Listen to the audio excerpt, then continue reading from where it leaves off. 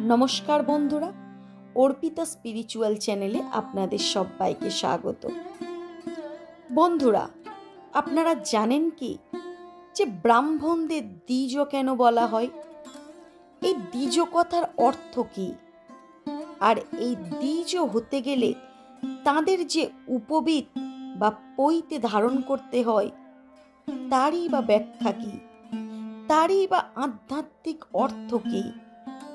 আর এই পৈতে যে 9টি সুতো দিয়ে তৈরি হয়, এই 9টি সুতোরই বা অর্থ কি? আজকের আমি এই বিষয় নিয়ে আলোচনা করব। তাহলে চলুন শুরু করা যাক আজকের আমার এই ভিডিওটি। বন্ধুরা, ব্রাহ্মণদের দ্বিজ বলা হয়, আর এই দ্বিজ কথার মানে হলো যার 2 বার জন্ম। আপনাদের প্রশ্ন হতেই পারে যে মানুষের তো 1 বার জন্ম হয়, তাহলে ব্রাহ্মণদের 2 বার কিভাবে জন্ম হয়? তো বন্ধুরা, ব্রাহ্মণদের প্রথম জন্ম হয় জৈবিক পদ্ধতিতে, অর্থাৎ পিতা মাতার দিক থেকে প্রাকৃতিকভাবে। আর দ্বিতীয়বার জন্ম হয় পৈতে বা উপবীত ধারণের মাধ্যমে। আর এই উপবীত ধারণের মাধ্যমে তারা আধ্যাত্মিকতার সাথে নিজেদের সংযুক্ত করেন, নিজেদের একত্ব করেন পরমাত্মার সাথে। তাই তাদের দ্বিজ বলা হয়। তাই মনে করা হয় যে ব্রাহ্মণদের 2 বার জন্ম হয়। আর এই দ্বিজ হওয়ার পরে পুরাণকালে তারা গুরুগৃহে ব্রহ্মচর্য পালনের আদেশ পেতেন। তো বন্ধুরা, এইবার আলোচনা করব যে এই দ্বিজ হওয়ার জন্য তাদের যে পৈতে ধারণ করতে হয়, এই পৈতে কিসের জন্য ধারণ করতে হয়? কেনই বা তারা এই পৈতে অর্থাৎ উপবীত ধারণ করেন? আর এই উপবীত যে 9টি সুতো দিয়ে তৈরি, তারই বা মানে কি? তাই বন্ধুরা, এই পৈতে বা উপবীতের 9টি সুতো শুধুমাত্র একটি আচার বা রীতি নয়, বরং তা প্রতিটি ব্রাহ্মণের জীবনের এক গভীর আধ্যাত্মিক ও নৈতিক ভিত্তির পরিচয় দেয়। এখন জানবো পৈতের পরিচয়টাই কি।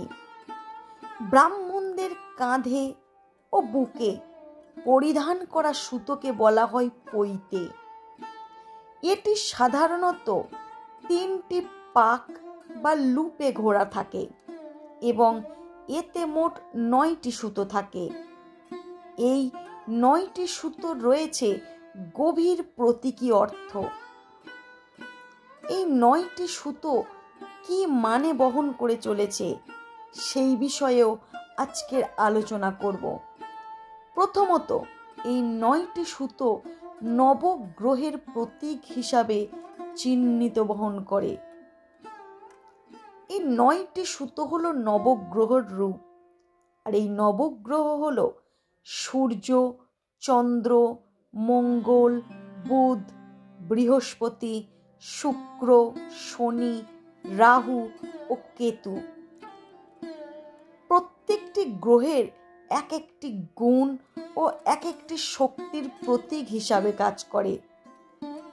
প্রথমত সূর্য। সূর্য জ্ঞান ও প্রজ্ঞার প্রতীক হিসাবে কাজ করে। চন্দ্র মানসিক স্থিরতা রূপে কাজ করে। মঙ্গল সাহস ও শক্তি রূপে কাজ করে। বুধ হলো বুদ্ধি ও যোগাযোগের সম্পদ হিসাবে কাজ করে। বৃহস্পতি হলো শিক্ষা ও ন্যায় নীতি পরায়ণতার প্রতীক রূপে কাজ করে। শুক্র সৌন্দর্য ও সৃজনশীলতা রূপে কাজ করে। শনি ধৈর্য ও কর্মের প্রতীক হিসাবে কাজ করে। রাহু গোপন শক্তি রূপে কাজ করে। কেতু আধ্যাত্মিকতা ও মুক্তির প্রতীক হিসাবে কাজ করে। পৈতে ধারণকারী এই গুণাবলীর প্রভাব নিজের জীবনে ধরে রাখার চেষ্টা করেন, তাই তাদের পৈতেতে 9টি সুতো দেয়া থাকে। এরপরে 2 নম্বর হলো নবদুর্গার আশীর্বাদ। আমরা জানি যে মা দুর্গার 9টি রূপ বা নবদুর্গাকে এই পৈতের মাধ্যমে প্রতিফলিত করা হয়। প্রথম নবদুর্গার মধ্যে হলো শৈলপুত্রী। শৈলপুত্রীর প্রতীক হলো স্থিরতা।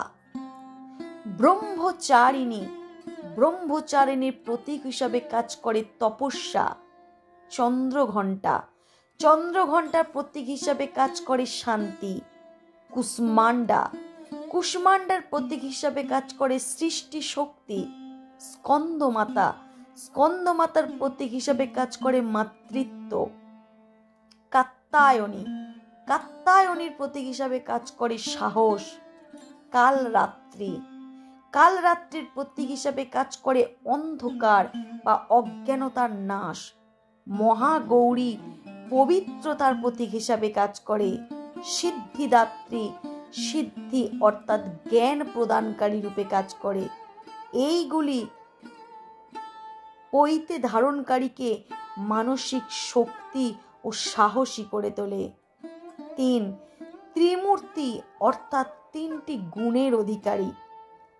এই 9টি সুতোকে 3টি ভাগ করলে তা ত্রিমূর্তি অর্থাৎ ব্রহ্মা, বিষ্ণু ও মহেশ্বরের গুণাবলীর প্রতিনিধিত্ব করে।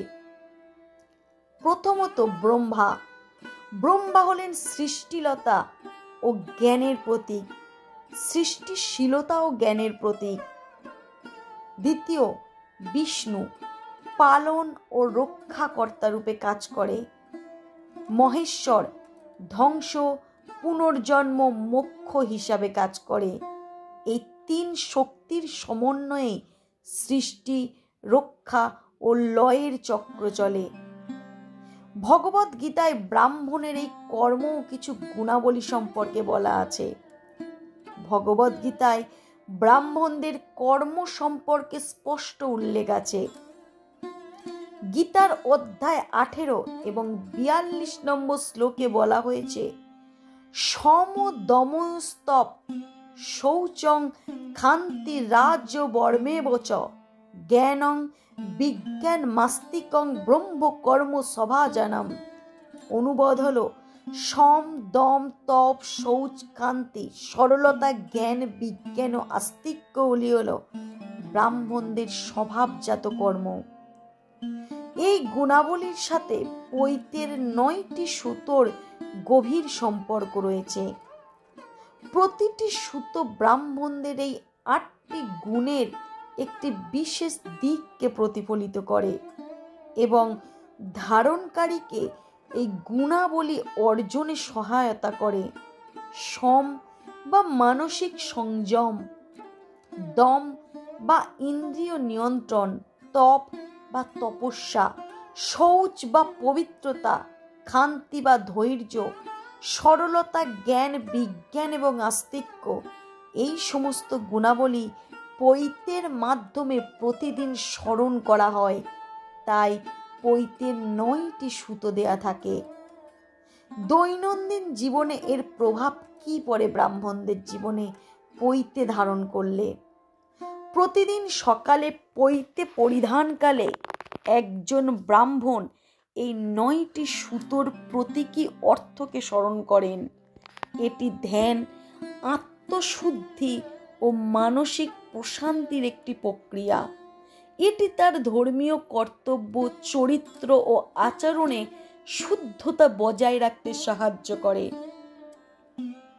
এর ধর্মীয় অনুষ্ঠানের গুরুত্ব। পৈতে শুধুমাত্র এক টুকরো সুতো নয়, এটি একটি ধর্মীয় শক্তির বাহক। যখন ব্রাহ্মণ যজ্ঞ, হোম বা পুজোয় অংশ নেন, তখন এই সুতোই বিভিন্ন দেবতার শক্তিকে আহ্বান করেন।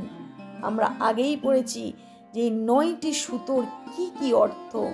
এই নবগ্রহ, নবদুর্গা, ত্রিশক্তিকে আহ্বান করা হয় এই পৈতের মাধ্যমে।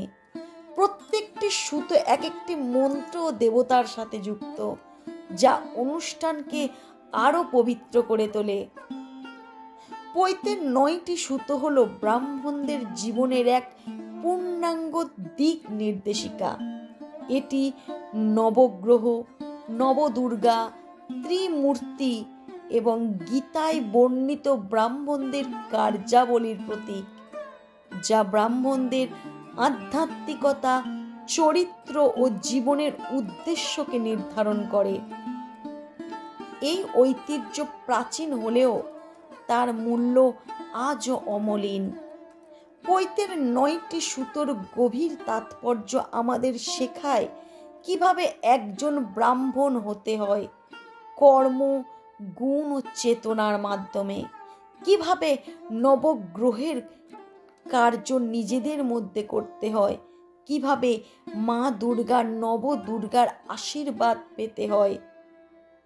তো বন্ধুরা, আমার এই ভিডিওটি যদি আপনাদের ভালো লেগে থাকে বা আপনারা উপকৃত হয়ে থাকেন, তাহলে যারা নতুন তারা সাবস্ক্রাইব করতে ভুলবেন না। আর এই রকম আরও ধর্মীয় ও আধ্যাত্মিক বিষয় সম্বন্ধে জানতে হলে আমার চ্যানেলের সাথে সদা সর্বদা যুক্ত থাকুন। আমার যদি কোনো ভুল তথ্য দেওয়া হয়ে থাকে তাহলে আমাকে ক্ষমা করবেন। নমস্কার।